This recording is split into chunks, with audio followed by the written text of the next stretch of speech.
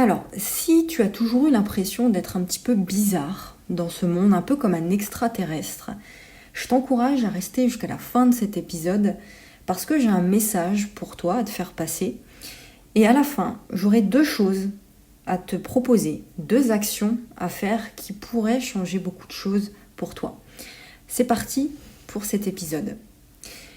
En règle générale, dans la vie, il y a 2 types de profils. Tu as les profils linéaires et tu as les autres. Alors, les profils linéaires, juste pour te les décrire un petit peu, c'est des gens qui sont à l'aise avec le système tel qu'il est aujourd'hui, tel qu'il est organisé.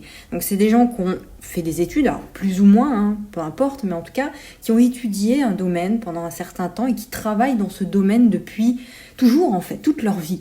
Alors, il n'y a pas eu beaucoup de changements dans leur existence, pas beaucoup de problèmes non plus avec leur patron ou quoi que ce soit. C'est des gens qui sont relativement à l'aise en groupe aussi.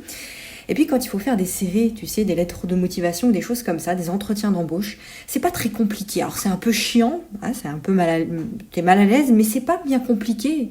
Et c'est pas difficile à expliquer leur histoire en fait, leur vie. Et puis il y a les autres.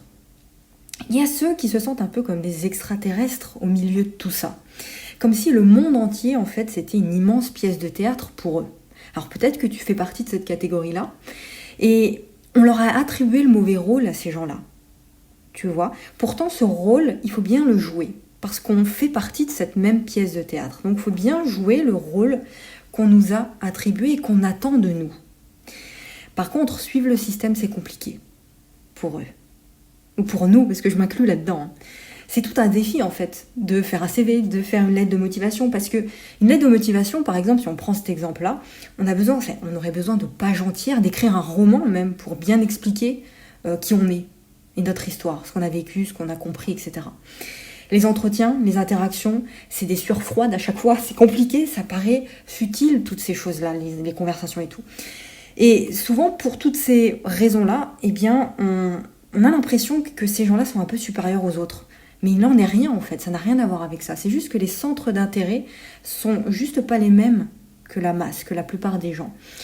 Ces gens-là préfèrent la solitude, ils recherchent la profondeur aussi. Je te disais, la profondeur dans les discussions, la profondeur dans les relations.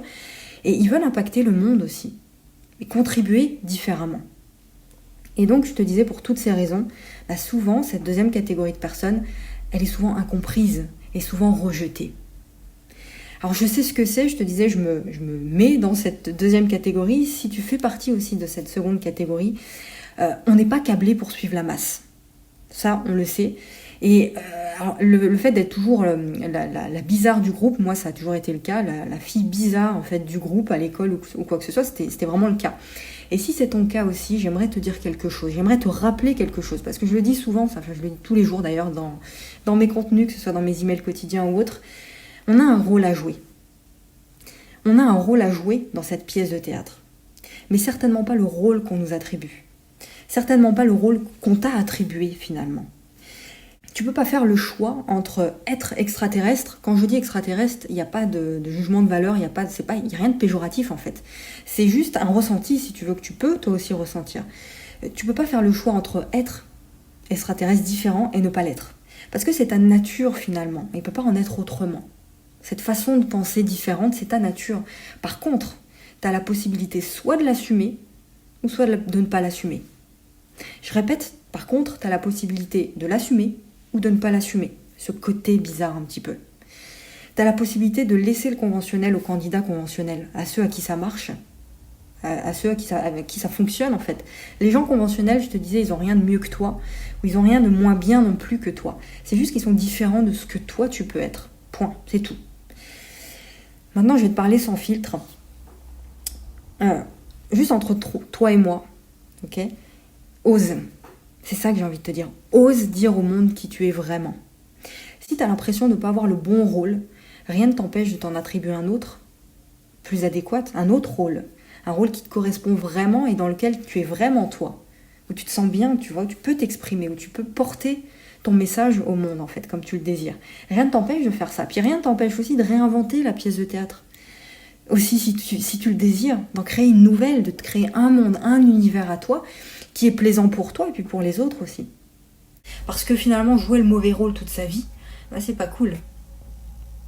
Ça va un moment, tu t'adaptes, Et on s'adapte, hein, on sait ce que c'est. Tu fais semblant, puis tu gardes ton masque aussi, ton masque social pendant un certain temps, pendant des années, puis certains pendant toute leur vie. Mais là, si tu m'écoutes, c'est que tu sais que ça, à un moment donné, t'en peux plus quoi d'avoir ce masque-là. Tu t'étouffes à un moment donné, tu t'épuises, puis t'imploses aussi de l'intérieur. Tu vois, c'est un enfer le truc. Donc finalement, tu choisis de l'enlever. C'est peut-être que ce que tu es en train de faire là. Tu enlèves ce masque-là. Et quand tu l'as plus, ce masque, bah, t'es un petit peu comme nu au milieu de tous ces gens-là. T'es un peu tout nu, tu vois. Et puis t'as des nouvelles peurs qui apparaissent. Mais elles, ces peurs-là, c'est des bonnes peurs. Tu sais pourquoi c'est des bonnes peurs ? Parce qu'elles te tendent les bras. En réalité, c'est pas des peurs, c'est juste des choses inconnues, mais ce sont des appels en fait. Des appels pour te découvrir vraiment. Et ces peurs-là, cet appel, elles ont un rôle à jouer. Et ces peurs-là, elles vont t'aider à jouer le bon rôle, justement. J'ai posté sur Instagram, il y a quelque temps, une phrase qui est celle-ci. Quand tu as l'impression d'être né dans un monde qui ne te correspond pas, c'est parce que tu es né, tu es venu ici pour aider à en créer un nouveau. Ben c'est ça, en fait. Créer un nouveau monde. Élever les consciences de ce monde, en fait. Ça, c'est l'une des grandes missions en fait des atypiques, des personnes atypiques et notamment des introvertis. Parce que moi j'accompagne ces introvertis-là. Ces introvertis qui ont un message en fait, qui ont une contribution à apporter. Et j'ai déjà expliqué pourquoi c'est la grande mission des atypiques et des introvertis dans d'autres contenus, notamment dans plusieurs podcasts, tu peux écouter ça. Mais en fait on est un peu comme des êtres de lumière. On se bat chaque jour contre des énergies qui sont contraires dans ce monde-là. Mais notre lumière à nous est beaucoup plus forte que ça. Et on gagne à chaque fois, en fait. On gagne à tous les coups. Parce que la lumière, le bien, gagne de toute façon. Même si ça prend du temps, elle gagne toujours. La morale de tout ça, c'est quoi pour terminer ?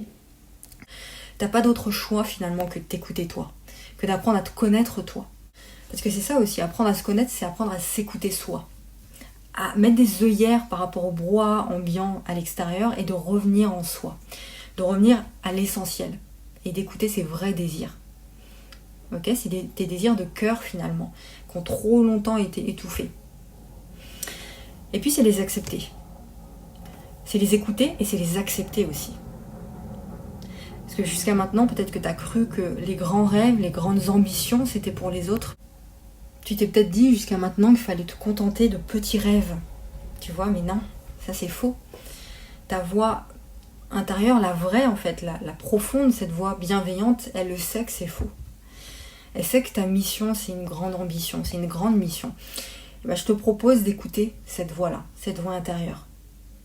Ok, puis de toute façon, si tu me suis, si tu continues à me suivre par la suite, tu n'auras pas d'autre choix d'oser dire au monde qui tu es, parce que je vais t'accompagner à le faire, je vais t'aider à le faire.